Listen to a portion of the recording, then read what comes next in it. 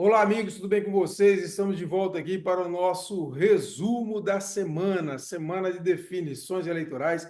Acabou então o segundo turno em Palmas. Eduardo Siqueira Campos será o novo prefeito da capital e a vida agora voltou ao normal, quer dizer, quase ao normal, porque nós temos aí o processo de transição de governo. Inclusive, eu conversei com a prefeita Cíntia Ribeiro essa semana e ela me disse que pretende até esse final de semana publicar o decreto de transição. Existe uma lei federal que rege isso. Ela diz que é primeiro conversar com o prefeito eleito, Eduardo Siqueira Campos, para se definirem em conjunto. São três modelos de transição, de decreto de transição, e eles querem condensar no que for melhor para os dois lados. A prefeita me disse também que quer fazer em conjunto muitas ações a partir de agora com o Eduardo, inclusive lançamento de obras e assinatura de serviço, né, de ordem de serviço para obras. Também quer conversar com o Eduardo sobre a festividade final de ano, tanto a decoração da cidade como o Réveillon, definir em conjunto isso. É interessante, né? Já que tem essa transição, a prefeita, lembrando, foi aliada de Eduardo no segundo turno. No primeiro turno, ela apoiou Júnior Gel, mas no segundo turno, apoiou Eduardo Siqueira Campos. E o prefeito eleito Eduardo Siqueira Campos, ele já foi recebido pelo governador Vanderlei Barbosa. Havia até uma apreensão no entorno do prefeito eleito sobre essa possibilidade, até porque o governador Vanderlei apoiou a candidata Jana de Valcari e, inclusive, chegou a fazer críticas a Eduardo nos palanques. Então, havia aí uma apreensão se ele receberia Eduardo. O prefeito eleito protocolou o ofício na quarta-feira, no início da manhã, e no início da tarde, a secretária do governador já entrou em contato com ele, marcando para as 17 horas da mesma quarta-feira a audiência. Os dois conversaram, trocaram ideias, falaram de projetos comuns do Estado com a Prefeitura e depois eu apurei com o entorno do Eduardo, assessores próximos, que ele saiu com um sentimento de uma reunião muito produtiva e de que o palanque está desarmado e que vão poder trabalhar em conjunto daqui para frente, o que é muito bom tanto para o Estado como para Palmas. E houve um evento da Caixa Econômica Federal com os prefeitos eleitos e reeleitos nessa quinta-feira, e foi feito lá uma foto dos 5 prefeitos das maiores cidades do estado, né?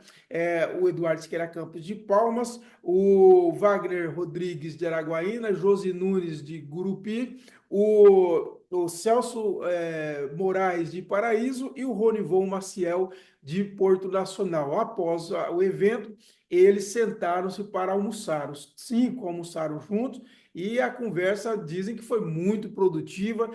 São prefeitos todos eles, quase todos, né? Porque quatro prefeitos tiveram o governo como oposição nos seus municípios, apenas Josi, e somente no final das eleições, acredito nas duas últimas semanas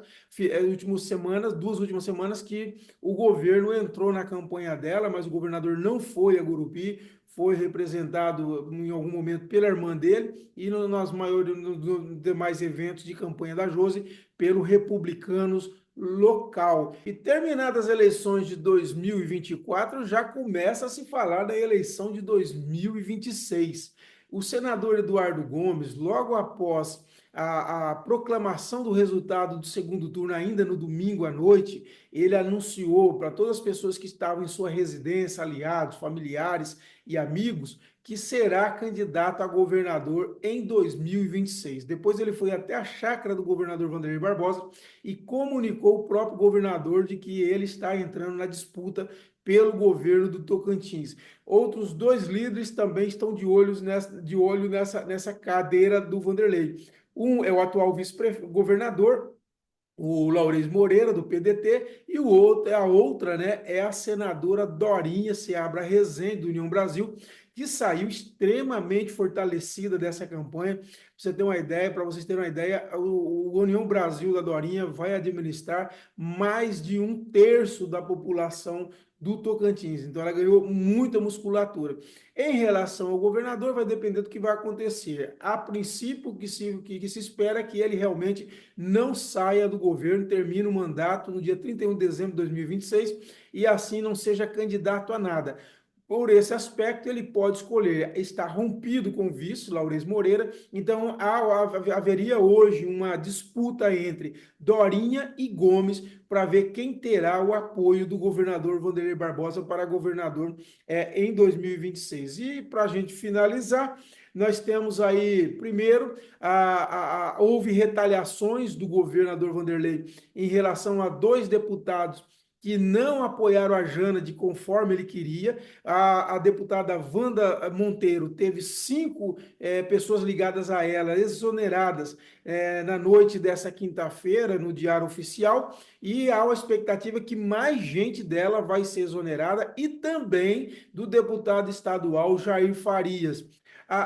Os dois são do União Brasil. A Wanda, ela não entrou no primeiro turno, ela ficou mais isenta, mas também não fez campanha pela Jânade.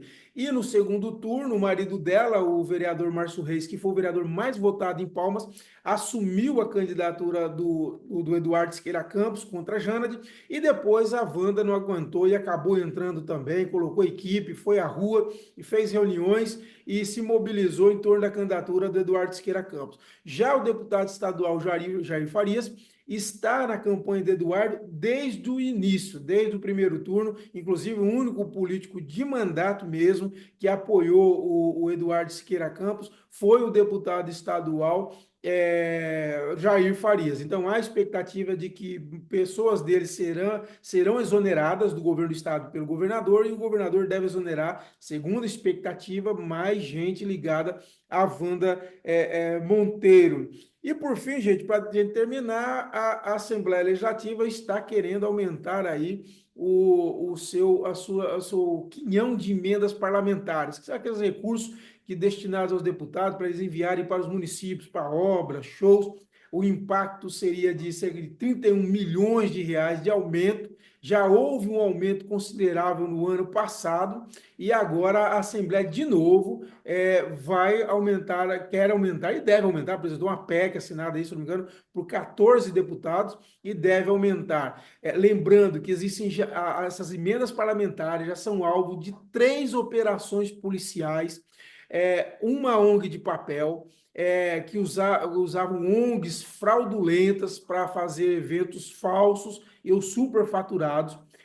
Há também outra operação, a FAMES, que essa aí é de uma terrível, assim, é desumanidade, é uma suspeita de roubo de recursos públicos que eram para comprar cesta básica para pessoas famintas durante a pandemia, que não podiam trabalhar porque estavam acuadas em casa por um vírus letal, e há a suspeita de que emendas de deputado irrigaram esse esquema de roubo de dinheiro que seria para a cesta básica. E isso é um crime contra a humanidade, que está sendo apurado pela Polícia Federal. E o outro, agora nós tivemos uma operação nas secretarias de Turismo, Juventude e Esportes, também envolvendo emendas parlamentares. Essas emendas não têm transparência, a gente não sabe direito para onde vai, um negócio muito nebuloso, e os deputados querendo, então, aumentar o volume dessas emendas num ano que já começa a campanha eleitoral de 2026 para eles. Enfim, é algo assim, no mínimo, imoral, mas tudo indica que vai ser aprovado, eles não estão nem aí para que as pessoas pensem e vão aprovar, lamentavelmente, mas o cidadão precisa estar de olho. É uma pena isso. Eu acho que essas emendas são uma chaga na democracia, e não as emendas da Assembleia, as emendas do Congresso Nacional, das câmaras municipais. Elas são assim um estorvo para a administração pública, para o andamento da democracia, para a renovação da democracia, e também um canal enorme de corrupção no Brasil. Infelizmente, não há quem faça nada contra elas, elas vão continuar existindo. O que precisa é de mais fiscalização da sociedade, porque a aplicação dessas emendas é extremamente suspeita, algo assim totalmente nebuloso, tá bom? Esse, então, foi o resumo da semana. Nós voltamos na semana que vem com mais notícias da política Tocantins. Um abraço a todos e até a próxima.